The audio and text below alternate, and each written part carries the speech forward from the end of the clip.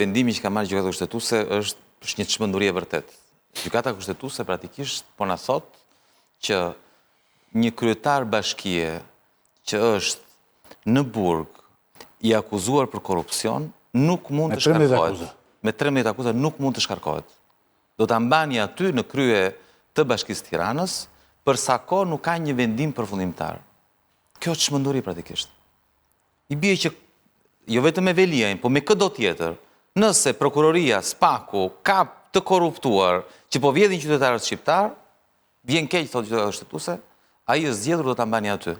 Më thoni në cilin vend të botës perëndimore ndodh një gjë e tillë.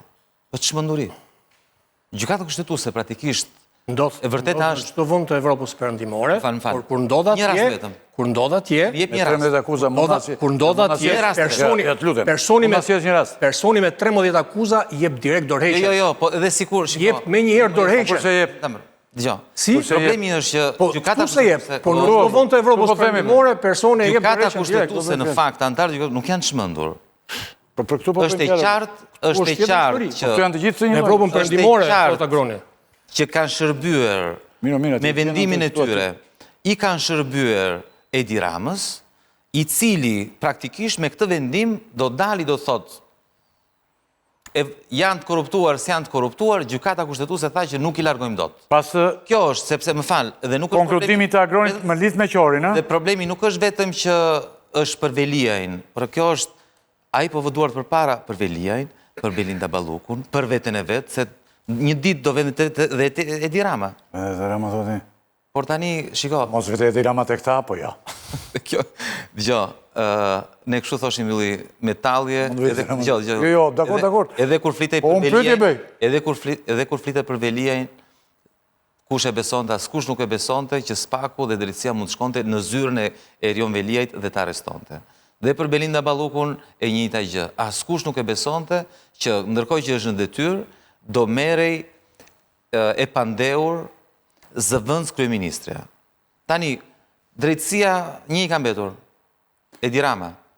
Arrestuan dhe koha, faktet kanë treguar që Erion Veliajn u vepruan në ditën mënyrë, si fillim u morën me varësit e tij, me të gjithë drejtorët, pastaj vetëm te Veliaj. Të njëjtën gjë bën edhe me Belinda Ballukun, i kapën një herë të gjithë varësit, i jetuan ata dhe pastaj vajten tek Belinda.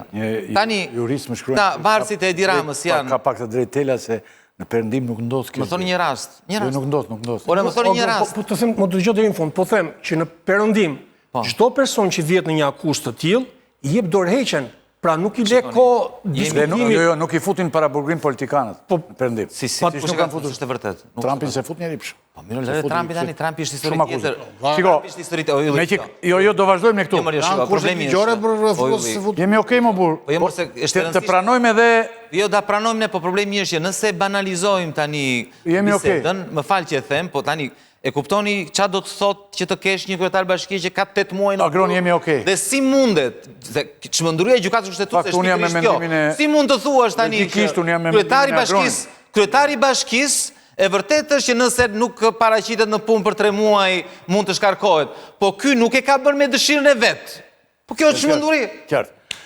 Ju lutem pak minuta, vetëm pak minuta. Me dëshirën e vet, nuk mundet. Faktet janë këto, gjykata kushtetuese nuk është herë e parë në fakt që merr vendime në favor të zyrtarëve të lartë që janë të akuzuar për korrupsion. Se këtë ka bërë gjykata kushtetuese. Gjykata kushtetuese ka respektuar kushtetutën, më nuk ka parasysh personin. Tani, gjykata kushtetuese. Gjykata lexon kushtetutën, jo personin. Ka vendosur që një zyrtar i lartë. Është logjik, një zyrtar i lartë. Ta respektojmë një tjetrin, diversitetin. Ky mendon ndryshe, ky është politikan, ti ke gjykata kushtetuese i ka bërë gropën kësaj republike që ne kemi ashtu siç është. Dakor, nuk ishte në gjendje të mirë, po tani me këtë vendim që ka marrë gjykata kushtetuese, i ka bërë akoma më shumë gropën. Sepse është e pa imagjinueshme të marrësh një vendim dhe të thuash, po ai ka të drejtë se ai s'vete dot në punë, se ka fajin ai që s'vete dot në punë, e ka fajin Spaku që ka arrestuar për korrupsion. Po çfarë duhet bënte Spaku? Çfarë duhet të bëjë dikush më shumë se sa të jetë akuzuar nga Spaku për korrupsion, me një vendim dhe të gjykatës që vendos konfirmon arrestin? Çfarë duhet të bëjë më shumë që mos të jetë më kryetari i bashkisë? Po ky nuk është vendimi i parë që me gjykata kushtetuese në favor të zyrtarëve të akuzuar për korrupsion. Të njëjtën gjë bëri me Gjaçkën.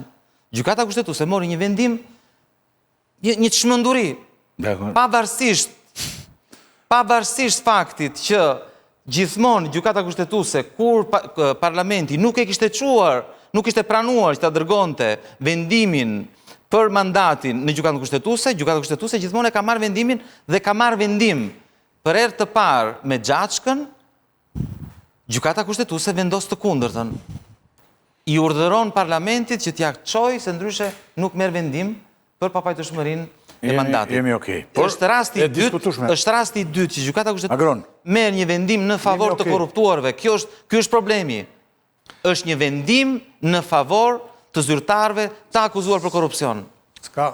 Dhe pastaj tela. Ky është fakt. Ja, okej, po. Nuk diskuton çështjen e korrupsionit themel. Që të është i korruptuar ose i pa korruptuar filani. Gjykon vetëm këtë problem se. Po gjykon sot që të jesh akuzuar për korrupsion. Rastin Xhaxhkës, shkelja ishte kushtetuese, jo. Kushtetuese flas për. Ndërsa në rastin e Veliajt ka diskutim për këtë gjë. Cili është diskutimi? Është diskutimi kush prevalon. Neni 62 i ligjit për pushtetin vendor apo neni 115 i kushtetutës. Dhe Majsa dëgjova unë, neni 62 i ligjit për pushtetin vendor nuk mund të ekzistojë në qoftë se nuk i referohet neni 115 kushtetutës. Dhe nuk do merrem këtu tani se vetëm çfarë dëgjova nga avokatët, se nuk do të bëj juristin. Pra, ne diskutonim sot që në këto kushte, në këto bazë ligjore që kemi, e cila duhet ndryshuar në këto raste, dhe pse duhet ndryshuar e diskutojmë më vonë, a mund të ndërhynte pushteti qendror mbi pushtetin lokal? Ky është precedenti i do vinë në gjykata kushtetuese. Sa të drejta ka pushteti qendror ndaj pushtetit lokal? Gjykata kushtetuese. Në qoftë se do krijojë precedenti, më fal, vetëm ta mbaroj se ndryshe pastaj. Tani Jo, po diskutoj politikisht. Erion Velia i tha, nuk mund të më shkarkoni sepse është e vërtetë që ka munguar 3 muaj, po s'ka qenë për dëshirën time. Mos merrem me emrin. Për emrin për atë po flitet. Po Velia me emrin, të emrin dal pak më vonë, po tek ajo. Se unë duaj që Erion Velia nëse dënohet për korrupsion, nëse shkarkohet, të shkarkohet si fitore e drejtësisë, jo si humbje e drejtësisë, jo si shkelje e ligjit. A kupton? Pra, në qoftë se ne kemi këtë betejë ndërhyrjes së pushtetit qendror mbi pushtetin lokal, me urdhra që jepen në forumin e Partisë Socialiste, në Asamblenë e Partisë Socialiste, nga kryetari i Partisë Socialiste dhe pastaj ekzekutohet, dhe siç thotë juristi i kryeministrisë, vendimi për shkarkim e çuam ne në pushtetin në Këshillin Bashkiak thoshte. E kupton çdo të thotë kjo apo? Domethënë që pushteti vendor, pushteti qendror e ka pushtuar Bashkinë e Tiranës, i imponohet në çdo vendim Bashkisë së Tiranës dhe pastaj e merr në dorë Bashkinë e Tiranës dhe trajton si doj.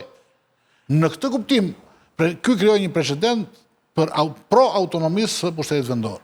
Dhe kjo bazohet në kushtetutë, sepse kushtetuta ne garanton autonominë e pushtetit vendor. Kështu që unë mendoj që ky është një vendim i drejtë.